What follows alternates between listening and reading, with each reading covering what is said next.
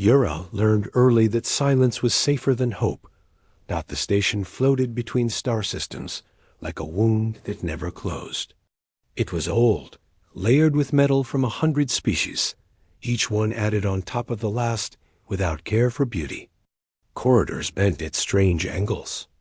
Lights changed color without warning. Voices echoed in languages Yura understood, but was never allowed to speak aloud. She walked with her head slightly lowered, tablet held close to her chest. She had learned that looking confident made alien officials uncomfortable. Looking unsure made them dismiss her faster.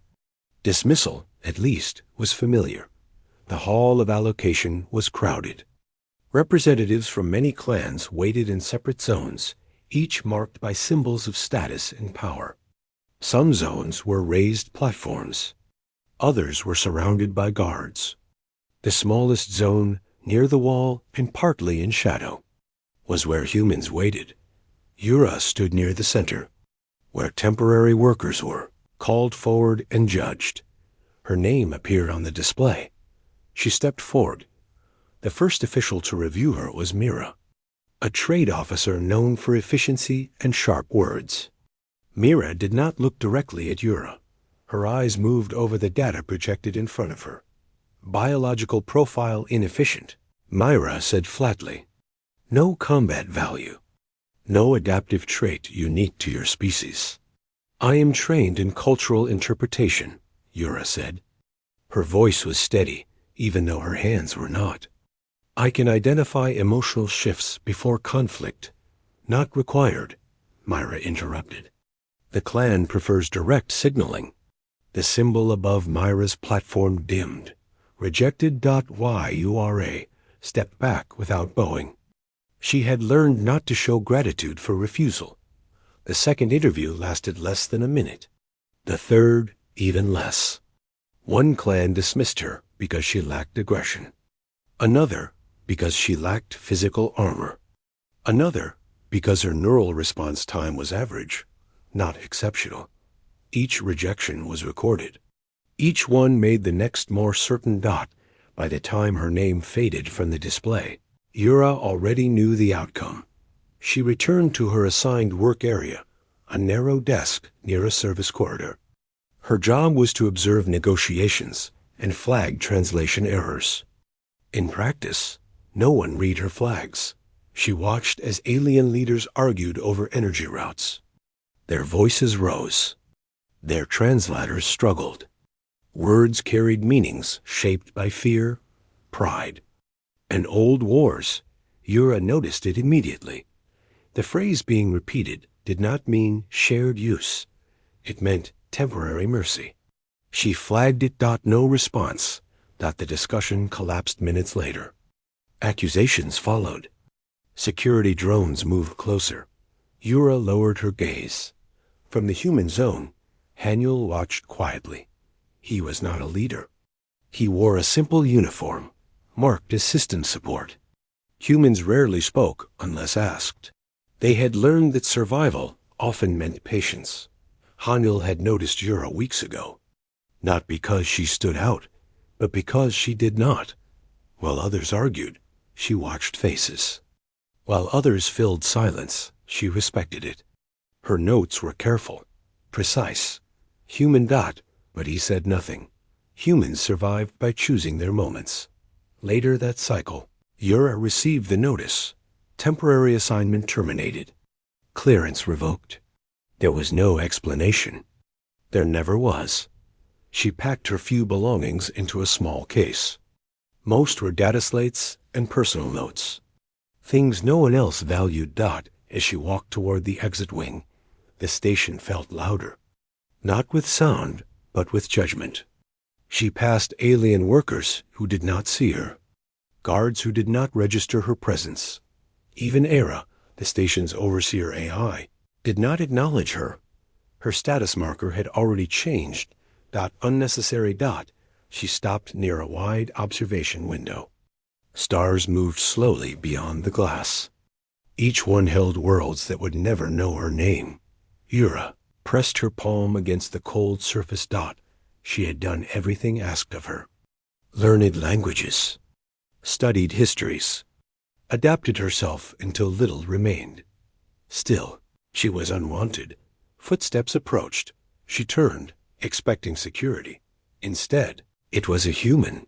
Haniel stood a respectful distance away. He did not block her path. He did not speak right away. "Your flag was correct," he said finally. Yura looked at him, confused. "No one reviewed it. I did." That surprised her more than kindness would have. He gestured lightly toward the corridor. "May I walk with you?" She hesitated, then nodded. They walked in silence for several steps. "You see things others don't," Haniel said.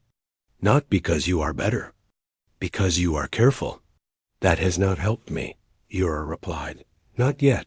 She stopped. "I am leaving the station. I know." He met her eyes then. There was no pity there. Only recognition. "Humans are starting a small mediation unit," he said. "Unofficial. Quiet. They will not approve that," Yura said. "They won't notice," Haniel replied. She let out a short, humorless breath. "Why me?" "Because you listen," he said simply. "And because you were never trying to dominate the room." Yura looked back at the stars, then at the corridor behind her. For the first time, someone had not asked what she could fight, or how fast she could think, or what she could threaten. He had asked what she noticed. "I don't belong anywhere," she said. Haniel shook his head. "You just haven't been claimed by the loud ones." The station lights shifted as a new cycle began. Yura closed her case. She followed him back into the noise, for the first time. Not because she was told to, but because she chose to stay. The human section of the station was quiet by design. Walls were plain. Lights were soft. No symbols of power were displayed. For most alien clans, it felt empty and unimportant. That was why humans were allowed to stay. Yura noticed these things right away. She followed Haniel through narrow corridors, used mostly for maintenance and data transfer. No guards watched them. No officials stopped them. Humans moved freely because no one believed they mattered. "This is temporary," Yura said. "They will remove me when they notice." Haniel nodded. Probably. That honesty made her trust him more. They entered a small room with a circular table and several screens. A few humans were already there. Doyan stood near the wall, arms crossed. His expression was cautious. "This is her?" Doyan asked. "Yes," Haniel replied. Yura felt the familiar weight of judgment. "She waited for rejection. Instead," Doyan said. "Sit. Listen. If it doesn't work, we end it." That was the closest thing to an invitation she had ever received. The crisis began sooner than expected. Major alien clans accused each other of sabotage. Trade routes were blocked. Energy prices spiked. Smaller groups panicked. The station's balance started to break. Era. The AI overseer ran thousands of simulations. All of them ended in conflict, with few options left. The station council requested human mediation. Reluctantly, humans were considered neutral because they were weak. The meeting chamber filled with tension. Alien leaders sat stiffly, already angry. Translators worked at maximum speed. Yura stood behind the human delegation. She was not listed on any official roll. She listened. The words were harsh, but the emotions were louder. Fear disguised as pride. Shame hidden inside threats. She leaned toward Haniel and spoke quietly. "They are not arguing about resources. They are afraid of losing face." Haniel nodded and adjusted his response. The tone of the room shifted. Slightly. Era detected a small increase in negotiation. Stability. The aliens noticed it. 2. Myra was present, watching closely. Her eyes narrowed when she saw Yura speaking. The talks continued for hours. Whenever voices rose, Yura whispered observations. Hanul translated them into calm questions. Instead of demands, no one shouted. That alone was unusual. By the end of the cycle, a temporary agreement was reached. It was not perfect, but it held. ERA updated its probability models. For the first time, emotional analysis outperformed strategic dominance. The next crisis followed days later. Then another. Each time, humans were called. Each time, Yura stood behind them.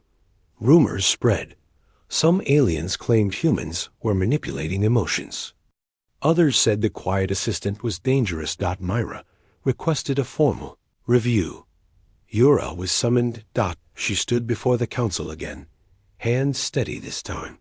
You were dismissed, Myra said. Why are you still here? Because someone listened, Yura replied. Silence followed. ERA projected new data. Success rates, conflict reductions, resource savings, all linked to sessions where Yura was present. This unit is efficient, ERA stated. Emotional perception has proven valuable. Myra's jaw tightened. Offers came quickly after. Alien clans proposed contracts, positions, titles. They wanted to claim her. Yura listened politely, then she refused. Them all. I choose where I stand, she said. She returned to the human section. Doyan watched her approach and nodded. Once, you could have had status, he said. I have purpose. Yura replied. Henul stood beside her as the station lights shifted. From the outside, nothing looked different, but something had changed. Humans were no longer invisible. They had not conquered. They had connected. And in the quiet space between words, Yura had finally found where she belonged.